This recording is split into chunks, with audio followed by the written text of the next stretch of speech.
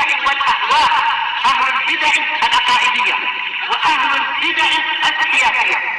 نقول بيننا وبينكم السلف، بيننا وبينكم الكتب، كان فيقول البدع بيننا وبينكم.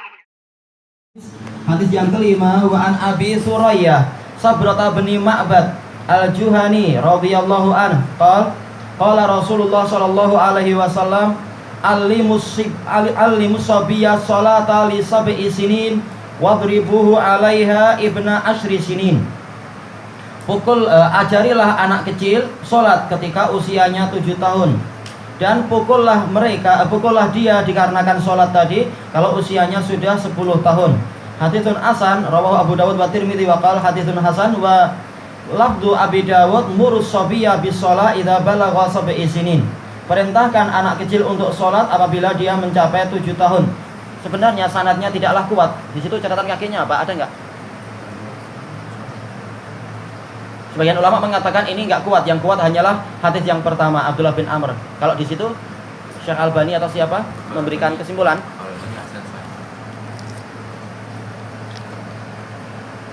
Iya.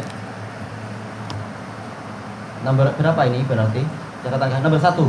Iya, disebutkan didoifkan oleh orang yang menyerang hadis as-sahihah tanpa hujjah.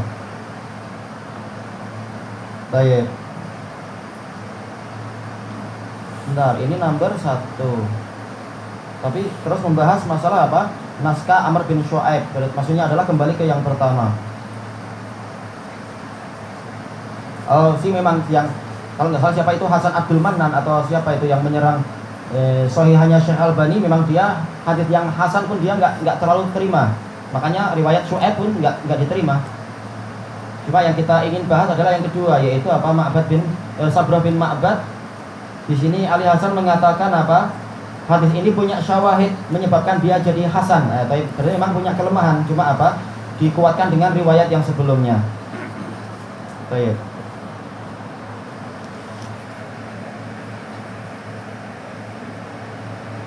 Iya, dan kesimpulannya adalah dihasankan oleh Ibnul Qattan Al-Fasi. Baik, ada kelemahan tetapi apa? Dia boleh dinaikkan derajatnya menjadi hasan dengan apa? Penguat yang sebelumnya. Berarti inti pembahasannya sama masalah itu. Baik, kita lanjutkan. Qala rahimahullahu taala babu haqqil jar wal wasiyati bih.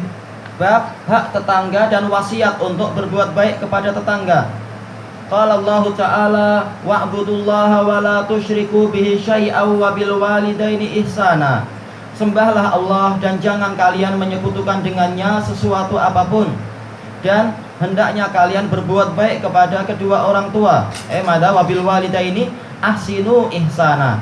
Berbuat baiklah dengan sebaik-baiknya kepada kedua orang tua. Ihsanan di sini adalah apa? Yaitu maf'ul mutlaq untuk taukidul fi'il. Betul-betul apa? Berbuat baik. Wa bidzil qurba, juga hendaknya kalian berbuat baik kepada sanak kerabat. Mereka punya beberapa hak. Kalau mereka tetangga berarti punya 3 hak. Kalau mereka tetangga yang muslim tentunya. Hak tetangga, hak kerabat, dan juga hak Islam.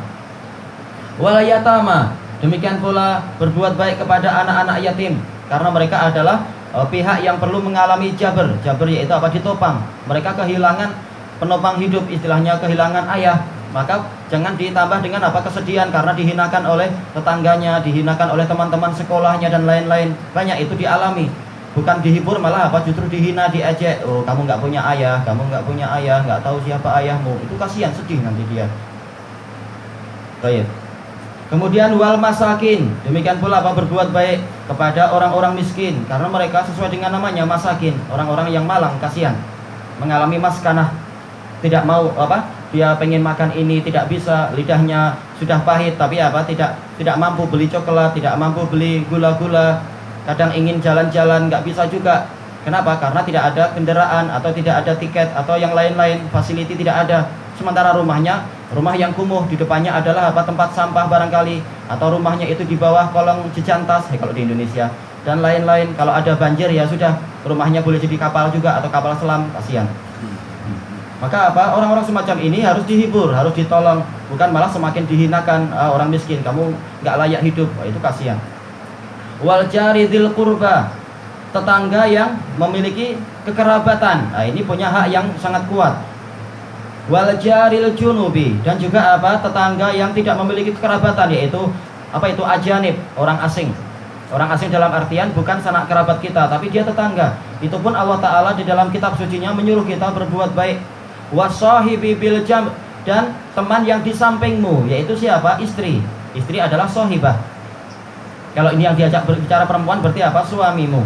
Intinya adalah apa? Masing-masing punya hak. Wa benis sabil, demikian pula apa? Musafir yang telah terputus bekalnya. Tidak semua musafir, ibnu sabil itu yang terputus bekalnya. Tidak seperti ucapan sebagian orang yang sok jadi ustadz itu, mengatakan, oh saya musafir, saya berhak dapat zakat. Enggak, yang berhak dapat zakat itu musafir yang terputus bekalnya. Adapun kalau dia musafir tapi di kantongnya masih apa? Penuh dengan Citibank dan lain-lain, itu enggak tahu kartu apa, kartu ini, kartu itu, dan mudah aja dia telepon temannya untuk kirim uang ini dan itu. Dia bukan ibnu sabil, sekedar musafir. Baik. Wa ma malakat aimanukum, dan para hamba sahaya itu yang dikuasai oleh tangan kalian. Ini kharaja makhrajal ghalib. Walaupun sebenarnya belum tentu dia di tangan kita, mungkin apa? Dia ada dalam biliknya, tapi di bawah kekuasaan kita. Enggak harus selalu kita pegang. Baik, syahid yang diinginkan di sini adalah apa? Wal jari dzil qurba wal jaril junub. Tetangga yang masih memiliki hubungan kekerabatan, dan ini jelas pembahasannya dan telah lalu masalah berbuat baik pada kerabat. Wal jaril junub, dan tetangga yang jauh yang tidak memiliki hubungan kekerabatan. Hadis-hadisnya nanti akan dibahas oleh Imam Nawawi, tidak perlu kita bahas panjang lebar, tapi intinya adalah sebagaimana dijelaskan oleh Imam Ibnu Muflih di dalam Al-Adabus Syar'iyyah dan ulama yang lain, bahwasanya memang tetangga ini sangat ditekankan di dalam masalah apa? Berbuat baik kepada mereka. Karena apa? Sebagaimana sabda Rasulullah Shallallahu Alaihi Wasallam, disebutkan enggak di sini? Boleh jadi ada, cuma iya ada, jadi nggak perlu juga kita sebutkan. Intinya adalah semakin dia dekat dengan kita rumahnya, maka semakin besar hak dia, yaitu apa? Hak penjagaan, hak juga apa? Pengawasan, membantu barangkali anaknya lari di jalan, atau sebaliknya membantu barangkali atau kita lihat, oh ini ada orang asing yang mendekat, nah, kita telepon teman kita itu, tetangga kita, ini orang baik atau enggak ini yang datang masuk ke wilayah Anda itu, dia pencuri atau orang baik-baik atau apa, dan seterusnya. Karena apa? Seperti itu pula hikmahnya, sebagaimana dijelaskan oleh para syurah. Kalau kita sebagaimana orang yang paling cepat menolong kita adalah tetangga kita, maka hendaknya seperti itu pula kita bersikap kepada tetangga kita. Ketika ada pencurian, bahkan ketika ada kebakaran, atau ketika ada apa itu siapa yang menolong kita? Bukan kerabat yang jauh datang, tapi apa? Orang terdekat dari kita, sanak kerabat, tetangga kita yang akan segera membantu kita. Kalau ada kebakaran langsung ikut sibuk mencari air, atau sibuk memanggil pompa, atau sibuk membantu untuk apa? Mengeluarkan barang-barang dan mengeluarkan anggota keluarga dan lain-lain. Seperti itu pula apa? Kita harusnya seperti itu, bersikap kepada tetangga semacam itu juga. Demikian pula masalah apa? Persaksian. Orang-orang akan bertanya itu kepada tetangga-tetangga, orang ini baik tidak? Orang ini jujur tidak? Betulkah orang ini miskin seperti yang tertulis di borang, ataukah dia itu orang kaya? Mereka akan tanya kepada tetangga-tetangga, karena tetangga yang paling tahu tentang apa? Keadaan tetangganya. Maka hendaknya kita berbuat baik pada mereka karena Allah, dan hikmahnya dan faedahnya akan kembali kepada kita juga. Tayyib. Kemudian kita masuk ke satu hadis di sini, al-hadisul awal an Ibnu Umar wa Aisyah radhiyallahu anhum. Karena apa? Ayah Ibnu Umar juga sahabat. Qala Rasulullah sallallahu alaihi wasallam, wa ma zala Jibrilu yusini bil jar hatta dhanantu annahu sayuwarrithu, muttafaqun alaih. Terus menerus Jibril memberikan wasiat kepadaku tentang tetangga, yaitu berbuat baik pada tetangga, sampai aku menyangka bahwasanya dia akan menjadikan tetangga itu sebagai ahli warisku. Tayyib, muttafaqun alaih. Ma'zala menunjukkan terus-menerus. Ini menunjukkan bahwasanya yang namanya nasihat itu harus sering apa? Diulang-ulang sesuai dengan keadaan, sesuai dengan kemampuan dan seterusnya. Jangan cuma sekali kemudian kita hukumi orang itu, tapi lihat keadaan. Boleh jadi dia belum paham, boleh jadi dia masih punya syubhat. Hari ini kita habiskan syubhat 2 dan 3, besok syubhat yang 4 dan 5. Memang kita bantu. Sebagaimana kita di dalam melatih akhlak kita pun perlu waktu, demikian pula kita di dalam apa? Melatih saudara kita juga perlu waktu. Padahal ini siapa yang dikasih wasiat? Nabi Muhammad SAW. Dalam keadaan beliau adalah orang yang paling cepat menerima kebenaran. Tapi itu pun Jibril mengulang-ulang. Untuk apa? Sebagai syariat bagi umat ini. Seperti itu caranya. Baik. Kemudian apa Jibril? Jibril ini adalah dari apa? Bahasa Ibrani, Jibr dan Il. Jibr adalah apa? Abdun, dan Il adalah Allah. Jadi maknanya adalah hamba Allah. Namanya sesuai dengan apa? Hakikatnya. Yusini, wasiat. Wasiat bukan apa? Amr. Wasiat adalah amrun muakkad, perintah yang sangat ditekankan, sangat digalakkan. Jadi lafaz dari Rasulullah adalah Jibril bukan hanya memerintah, tapi apa? Sampai berwasiat, menunjukkan inti wasiatnya adalah perkara yang sangat besar, yaitu apa? Berbuat baik kepada tetangga. Tidak seperti apa? Sebagian orang yang tidak ambil kisah apa yang dialami oleh tetangganya, bahkan kalau perlu apa? Mengintai tetangganya, beli teleskop atau beli teropong apa itu. Lihat ini tetanggaku ini sudah beli apa? Oh, kali ini beli televisi besar. Oh, besoknya oh dia beli televisi yang layar lengkung. Oh, dari mana dia dapat uang? Diselidiki lagi dan seterusnya. Telepon bil sana bil sini dan sebagainya. Nah, ini adalah sikap yang tidak layak dan ini banyak terjadi di kota-kota besar. Kota besar yang seperti itu, tapi ada juga yang tidak ambil kisah, ada juga yang baik. Intinya adalah apa? Persaingan antar tetangga. Kalau dia beli cycle, nah dia bangga. Ketika tetangganya beli motor, nah dia pening. Ketika tetangganya ternyata mampu beli kereta, dia makin sakit. Ketika tetangganya ternyata mampu berlibur naik pesawat ke sana kemari, dia yang jatuh ke rumah sakit. Nah, ini bodoh sekali.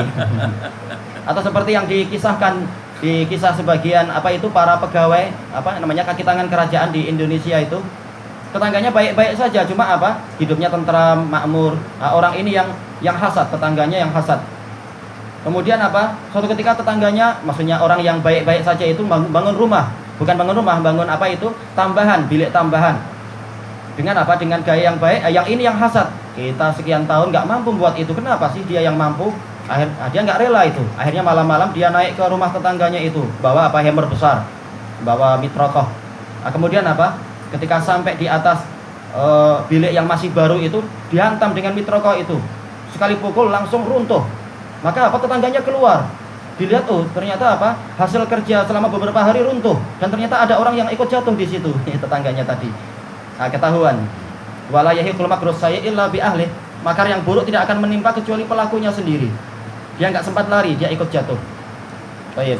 Ini adalah apa? Kisah tetangga-tetangga yang jelek.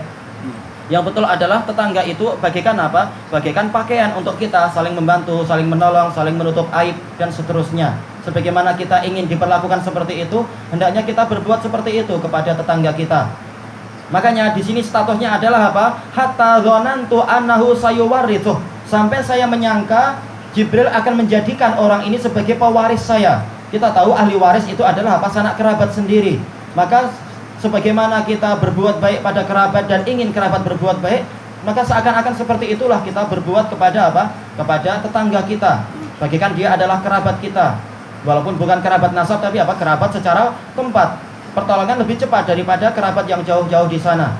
Karena dia tetangga kita, mudah untuk segera membantu. Kalau ada pencurian, langsung membantu barangkali. Kalau ada apa yang lain-lain, case-case yang lain dan seterusnya. Demikian pula kan kalau ketika ada case kematian, bukan orang jauh yang segera datang, tapi apa? Tetangga yang lebih cepat untuk bertindak biasanya.